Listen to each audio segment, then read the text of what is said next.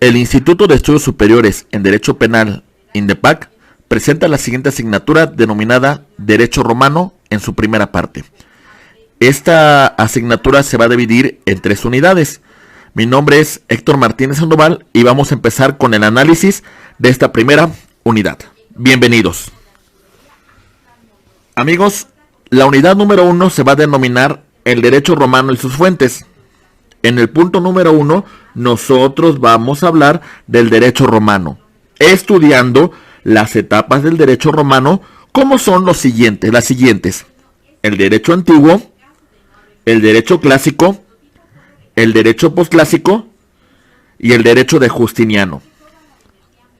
Otro punto que es muy importante destacar son las fases históricas de Roma, en la cual estudiaremos la monarquía, la república y el imperio. En el punto número 2 vamos a estudiar nosotros las fuentes del derecho romano, en la cual vamos a subclasificar en distintas fuentes como son las fuentes reales, las fuentes formales, las fuentes históricas. También haremos un estudio muy detallado de las fuentes del derecho de acuerdo a la época en que estuvieron vigentes, como son las fuentes del derecho antiguo y clásico, dentro de las cuales destacan las mores majorum, las leyes regiae, la ley de las 12 tablas. Tenemos también fuentes del derecho clásico como son la ley, los plebiscitos, el senado consulto, las constituciones imperiales y los edictos. También vamos a analizar en esta unidad las fuentes del derecho postclásico, en la cual estudiaremos que estas fuentes tienen una tendencia particular al vulgarismo, además de hacer una separación muy detallada entre el derecho oficial y la práctica. Hablaremos también de las compilaciones de las fuentes clásicas que se deben principalmente al emperador Justiniano, entre las cuales vamos a hablar de su gran compilación que se llama el Corpus Juris Civilis. En el punto número 3 nosotros hablaremos de los motivos de utilidad del derecho romano. Entre esa utilidad hablaremos de la unidad histórica, del modelo del derecho romano como auxiliar y para comprender la historia y literatura romana. El derecho romano. ¿Qué es el derecho romano, estimados amigos? Vamos a destacar nosotros que el derecho romano es un derecho que estuvo vigente en todas las fases históricas de Roma, desde el año 753 a.C. hasta la caída del Imperio Romano de Occidente en el año 476 después de Cristo. Pero sin embargo, también este ordenamiento jurídico estuvo vigente durante la vigencia del Imperio Romano de Oriente, que cayó en el año 1453. Una parte muy importante de esta compilación se le debe a Justiniano, que reinó del año 527 al año 565, que fue el gran compilador del derecho romano. El derecho romano se divide en distintas etapas, como son las siguientes: el derecho antiguo, el derecho clásico, el derecho postclásico y el derecho de Justiniano. El derecho antiguo tiene su origen en la fundación de Roma hasta el año 130 a.C. Es decir, abarca 2 grandes fases, como son la monarquía y una primera fase de la república. Tenemos también un derecho clásico, que data del año 130 a.C. al año 230 después de Cristo. Y esta a su vez se subdivide en 3 etapas, como son la época clásica del año 130 al año 30 a.C., la etapa clásica alta o central del año 30 a.C. al año 130 después de Cristo, y la etapa clásica tardía, que data del año 130 al 230 después de Cristo. También es muy importante destacar otra fase, que es el derecho postclásico, que comprende del año 230 al año 527 después de Cristo, y a su vez también lo podemos subdividir en 3 grandes periodos. Hay que destacar que este derecho postclásico está totalmente inmerso dentro del Imperio romano. Una primera fase la tenemos en la etapa diocleciana del año 230 al año 330 después de Cristo. Después tenemos una etapa de Constantino del año 330 al año 430 después de Cristo. Y tenemos la etapa teodosiana que data del año 430 al año 527 después de Cristo.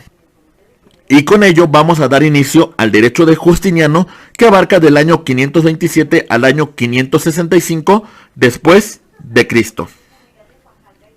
El derecho antiguo comprende del año 753 al año 130 antes de Cristo. Se le conoce como derecho quiritario. El derecho quiritario principalmente tiene su origen en la fundación de Roma y versa sobre todos aquellos terrenos y cosas que se encuentran dentro del suelo itálico, y principalmente era un derecho que aplicaba para los ciudadanos romanos. Este derecho se basaba principalmente en las costumbres de los antepasados. Posteriormente, este derecho fue suplido por la ley de las 12 tablas, que era exclusivo para los ciudadanos. Este derecho era severo, era rígido y era formalista. El derecho clásico, aplicado a partir del año 130 a.C. al año 230 después de Cristo. Su principal característica es que este no era un derecho legislado. Se fundaba principalmente en la opinión de los jurisconsultos, de los prudentes, de los expertos en la ley. La falta de regulación de materias de derecho privado era suplida por la actividad que realizaba el pretor a través de un ordenamiento que vamos a denominar edicto. Tenemos también el derecho posclásico, que abarca del año 230 al año 527 después de Cristo, en donde la principal característica es el dominio del emperador de Roma. Las disposiciones que regulaban todos los ámbitos de la vida pública y privada se encontraban sometidas a la voluntad del emperador, que hacía obedecer estas disposiciones a través de las constituciones imperiales. Después tenemos el derecho de Justiniano, que fue un gran compilador del derecho clásico romano, y vamos a hablar que esta etapa abarca del año 527 al año 565. Justiniano inicia una reforma legislativa muy importante. El objetivo principal de Justiniano era reunir, era concordar, era codificar el acervo jurídico existente hasta ese momento. Esa compilación se le conoció como el Digesto, la gran obra de Justiniano, el Corpus Juris Civilis, el cuerpo del derecho civil. Es muy importante que nosotros conozcamos la expansión de Roma y la historia que conlleva a Roma, su creación, su fundación. Podemos ubicar la primera fase de Roma, que abarca del año 753 al año 509 a.C. Un punto muy importante que nosotros debemos de destacar es que la fundación de Roma se da de acuerdo a la leyenda romana. Se establece que Rómulo y Remo fueron abandonados a la orilla del río Tíber. Estos son descendientes directos de Eneas, sobreviviente de Troya. Y como ellos se vieron abandonados, dice la leyenda que Rómulo y Remo fueron amamantados por una loba, quien los crió como si fueran sus hijos. Posteriormente, cuando van a fundar la ciudad, Rómulo comete fratricidio, privando de la vida a Remo, siendo este el primer rey de Roma. Roma tuvo un total de 7 reyes. El último rey se denominó Tarquino el Soberbio, quien, pues por sus malos manejos en la administración pública de la ciudad, pues de alguna manera fue suplido, y el Senado ya no quiso que se conformara un nuevo rey, sino el Senado estableció de alguna manera pues que iba a gobernar a través de los senadores, a través de una de las comisiones que vamos a denominar un poquito más adelante. Pero bien, un punto que es importante que nosotros destaquemos es de que esta segunda fase, una vez que ha terminado la monarquía, vamos a llamarle la república, que abarca del año 509 a.C. al año 27 a.C. Aquí empieza una expansión muy importante de Roma. Todo lo que es el suelo itálico, parte de Grecia, parte norte de África, tenemos la Hispania, tenemos Francia, es conquistada por esta República Romana. Hay un problema con ello. A veces tener un senado conlleva a que no se pueden tomar decisiones importantes para la ciudad de Roma y para toda esta tierra que están conquistando. Por ello, un hombre muy ambicioso llamado Julio César, que era un gran comandante, era un gran general, gran victorioso de Roma, empezó a tomar más poder que muchos senadores. Y es por ello que combate con Pompeyo y combate con el Senado y se autodenomina como un dictador perpetuo. El Senado no lo vio con muy buenos ojos y lo privó de la vida en el Idus de marzo.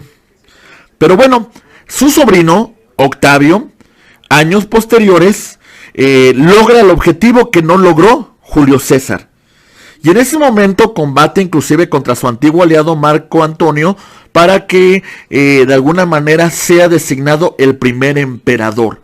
El Senado le denomina Imperator Cesare Augusto, primer emperador romano. Esta fase histórica de Roma prácticamente es una de las fases más importantes, es una fase de mayor crecimiento de Roma. La primera dinastía de emperadores se le llamó la dinastía Julio-Claudia. Hubo grandes situaciones también que llevaron a decisiones erróneas, como cuando Nerón incendió la ciudad.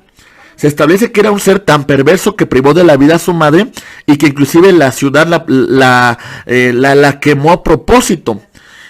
Cuenta la leyenda que mientras Roma se estaba quemando, este señor Nerón estaba tocando una arpa. La siguiente dinastía de emperadores se le denomina la dinastía Flavia. Prácticamente estamos entrando en el primer siglo ya después de Cristo. Tenemos otra dinastía que es muy importante en el siglo II, la dinastía de los Antoninos, en la cual hay un gran crecimiento de la ciudad. Este crecimiento conlleva a un gran desarrollo en muchas situaciones de Roma. Hay una gran expansión de la romanización de la cultura. Pero sin embargo, llegó un emperador llamado Cómodo, hijo de Marco Aurelio, que de alguna manera pues lleva a crisis esta etapa de gran desarrollo romano, que era la etapa antonina. Después de la muerte de Cómodo, termina la etapa antonina y llegamos a otra fase, la fase severiana. Aquí tenemos al emperador Septimio Severo y su sucesor Alejandro Severo, que prácticamente no tuvieron una muy adecuada administración de la ciudad y conllevó a que en el siglo III después de Cristo se conllevara a la crisis que duró unos 50 años. Esta crisis trajo consigo que hubiera una gran catástrofe para la ciudad, hubiera gran déficit. Bajo esta situación se nombró un nuevo emperador llamado Diocleciano. Diocleciano, al ver que no podía gobernar la ciudad desde la ciudad de Roma, la dividió en 4, llamando a esta fase histórica la tetrarquía. La tetrarquía estuvo funcionando adecuadamente, pero cuando concluye el imperio de Diocleciano, pues la tetrarquía cae. Y el problema es que todos estos emperadores creían tener un derecho sobre la ciudad. Y entonces hubo combates entre ellos, siendo el triunfador Constantino. Constantino tiene una función muy importante en la historia de Roma, porque Constantino en el año 315 después de Cristo, en el edicto de Milán, reconoce el cristianismo. Y en el año 325 fue el primer concilio ecuménico que tiene como finalidad fijar las bases de la nueva religión oficial del imperio. Constantino decide también que ya la capital no iba a ser la ciudad de Roma, sino la ciudad de Bizancio, que posteriormente se denominó Constantinopla. Ya estamos viendo cómo empieza a haber una crisis en el imperio. Tenemos que después de la caída de Constantino, tenemos otro emperador muy importante para la historia de Roma, Teodosio. Teodosio pues tuvo un gobierno hasta cierto punto estable.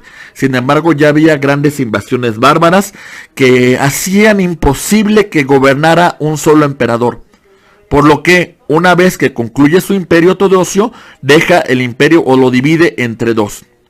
A su hijo Honorio le da la parte de occidente y a su hijo Arcadio le da la parte de oriente. Honorio establece la capital en Roma y Arcadio establece la capital en Constantinopla. El imperio que tenía Honorio en occidente prácticamente cayó en crisis, hubo corrupción, hubo muchas cuestiones de invasiones bárbaras y conllevó a que en el año 476 después de Cristo cayera el Imperio Romano de Occidente, dando inicio a la Edad Media. Mientras que el imperio de Arcadio continuó hasta el año 1453, cuando los otomanos toman Constantinopla. Pero bien, esta es una parte muy importante porque Roma no solamente conllevó a gran desarrollo de la arquitectura, gran desarrollo de las artes, de la lengua y demás, sino también una parte muy importante es el derecho, que es lo que nosotros vamos a estudiar en este curso. Las fases de Roma entonces, como ya mencionamos, son tres: monarquía, república e imperio. La monarquía abarca del año 753 a.C. al año 509 a.C. La monarquía principalmente se encontraba encabezada el gobierno por el rey, quien se acompañaba de un senado. La república es una fase histórica que abarca del año 509 a.C. al año 27 a.C. Y principalmente el senado gobierna acompañada de los comicios y los magistrados. Con la caída de la república tenemos el imperio, que data del año 27 a.C. al año 476 después de Cristo, con la caída del Imperio Romano de Occidente, en la cual el emperador gobierna solo. Vamos nosotros a analizar entonces la primera fase, la monarquía. Tenemos que el gobierno se encuentra encomendado al rey. Roma existieron 7 reyes, 3 etruscos y 4 latinos, siendo el primero Rómulo y siendo el último Tarquino el soberbio. Los poderes que tenía el rey era sobre la justicia, es decir, el rey impartía justicia dentro de este reino, además de que tenía un control del ejército y era el sumo sacerdote. El jus y el fas, es decir, el derecho y la religión, prácticamente se encontraban inmersos.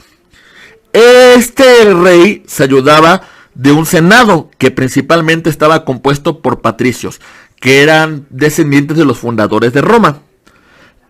Durante la monarquía, la ciudad de Roma creció, mejoró, construyó murallas, alcantarillado, etc. La economía de la ciudad principalmente se basaba en la agricultura, en el comercio y la ganadería. Estas fueron las grandes aportaciones que tuvo la monarquía. Con la caída de la monarquía llegamos a la segunda fase, que se llama la república. Y ya mencionamos que abarca del año 509 a.C. al año 27 a.C. Los grupos sociales dominantes durante esa fase son los patricios y los plebeyos. Los patricios principalmente se componía esta clase social por terratenientes, por la aristocracia, era la clase gobernante. Y por otra parte tenemos la clase trabajadora, que eran los plebeyos, conformada principalmente por campesinos, por artesanos, comerciantes, y en una etapa no tuvieron derechos políticos, pero conforme fue evolucionando el derecho romano, se les fue concediendo privilegios a los plebeyos. Las instituciones de la república eran los comicios, en donde se votaban las leyes y se elegían los magistrados, que eran los que gobernaban la ciudad. También tenemos el Senado, que tenía un control de la política exterior, de la política económica y que ratificaba las leyes. Como ya vimos con la expansión de Roma por gran parte de Europa, de alguna manera era muy difícil que el Senado gobernara en toda esta gran extensión territorial. Por eso cae la República y se designa un emperador. Empezamos con el Imperio Romano. El imperio se divide en provincias, que era la tierra que iban conquistando las legiones romanas. Empezó con Octavio, como ya mencionamos con antelación, que fue nombrado emperador Octavio, emperador Augusto, proclamado César. Es un emperador que tenía una característica vitalicia. Además era un cónsul vitalicio, era un gran pontífice. Gobernó la ciudad a través de edictos. El emperador era apoyado por un consejo imperial y además prácticamente la figura del emperador era divinizada, prácticamente era un dios. La gran parte del imperio tuvo grandes guerras contra Cartago y contra otras regiones, además contra los bárbaros que venían del norte. Pero en la época de los antoninos vamos a encontrar que se facilitó la romanización, además de que se logró la denominada Pax Romana. Ya vimos también posteriormente que con Constantino se expandió el cristianismo y se estableció como religión oficial del imperio. Bien. Una vez que hemos hecho el análisis de la parte histórica de Roma, es muy importante que entremos ahora a estudiar las fuentes del derecho romano. Y vamos a empezar por esta clasificación: fuentes reales, fuentes formales y fuentes históricas. Las fuentes reales son los acontecimientos políticos, sociales, económicos, religiosos que conllevan a que se elaboren determinadas disposiciones jurídicas. Por otra parte, las fuentes formales son procedimientos a través de las cuales se construyen disposiciones jurídicas, como son la jurisprudencia, es decir, las opiniones de los jurisconsultos. Por otra parte tenemos la costumbre, que además de ser una conducta reiterada, era considerada como obligatoria por el pueblo romano. Tenemos también como fuente formal las leyes que eran votadas en los comicios para elegir a los magistrados. Después tenemos también los plebiscitos, que eran estas disposiciones en las cuales los ciudadanos romanos tomaban decisiones sobre algunas actividades que eran muy importantes para la ciudad, además de la ratificación de las leyes y las opiniones que emitiera el Senado denominada Senado Consultos. Tenemos también las fuentes históricas, que son todos aquellos textos conservados en obras jurídicas, literarias, y tenemos esas instituciones de Gallo, el Digesto de Justiniano, que al final de cuentas es una fuente histórica muy importante para el derecho.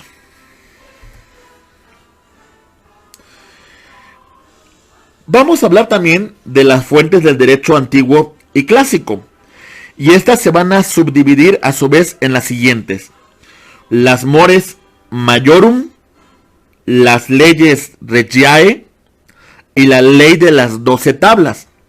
Las mores majorum principalmente vamos a señalar que eran costumbre de los mayores, de los antepasados. Había una gran devoción de los romanos hacia los antepasados.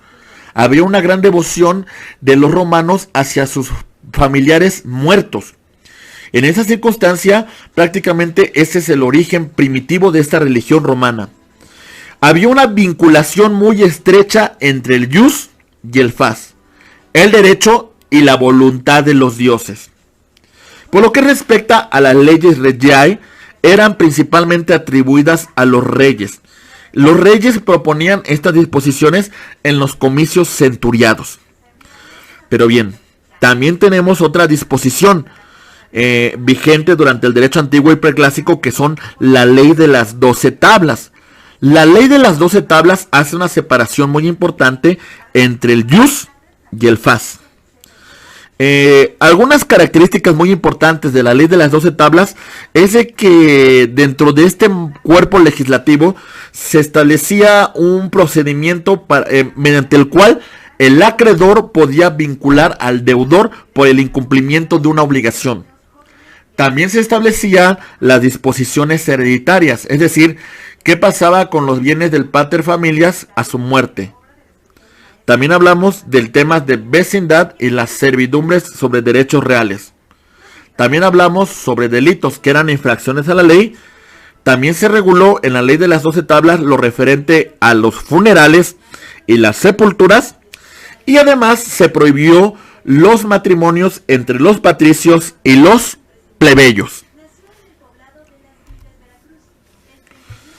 Dentro de las fuentes del derecho clásico tenemos las siguientes: la ley, los plebiscitos, el senado consulto, las constituciones imperiales y los edictos. La ley es un mandato general del pueblo, dictado por un magistrado. Hay que tomar en consideración que el pueblo tomaba decisiones muy importantes. Los ciudadanos romanos eran tomados en consideración. Los plebiscitos eran propuesta de los tribunos, aprobada por la plebe, la plebe reunida en un concilio. Es decir, la plebe tomaba decisiones fundamentales para la ciudad. Los senadoconsultos es lo que el Senado autoriza, es lo que el Senado establece. Esa era la función del Senado. Las constituciones imperiales eran legislaciones imperiales, legislaciones de los emperadores a través de las decisiones que ellos tomaban. Y tenemos que los edictos son las ius edicendi del magistrado, que resuelve cuestiones que son de su competencia. Las fuentes del derecho posclásico vamos a analizar que tiene una tendencia al vulgarismo. Acuérdense que empezamos a tener ya una crisis. Acuérdense que empezamos a señalar que muchos grupos del norte llamados bárbaros empezaron a entrar a Roma. Y entonces parte de sus leyes se empezaron a aplicar. Hay una simplificación y corrupción del derecho clásico. Y se tiene que adaptar la ley a la práctica diaria.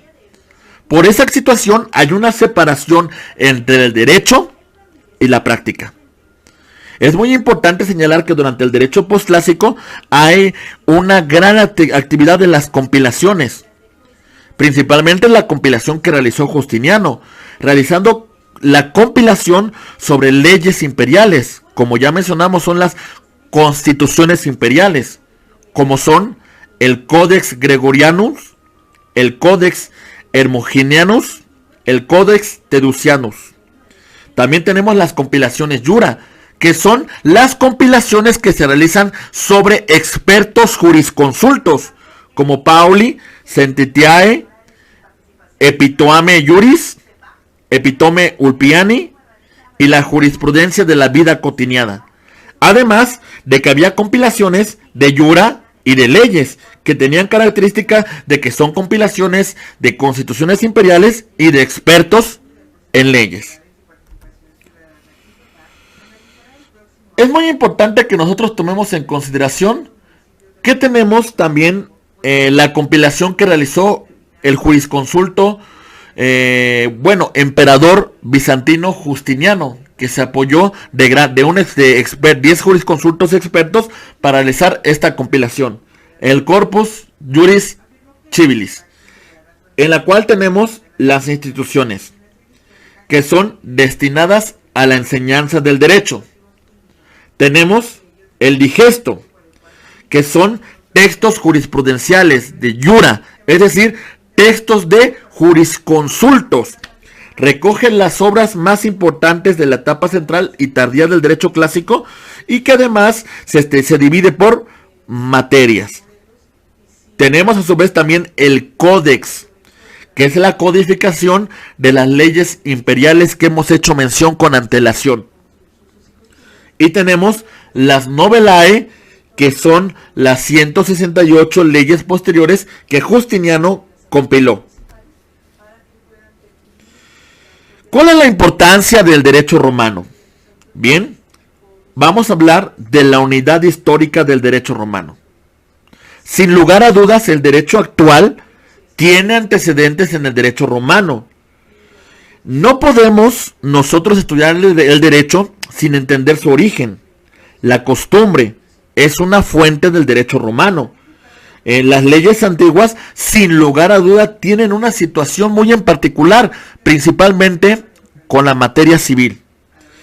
Si nosotros queremos entender realmente el origen de las instituciones y apreciar su valor, apreciar su espíritu, evidentemente tenemos que conocer el derecho romano.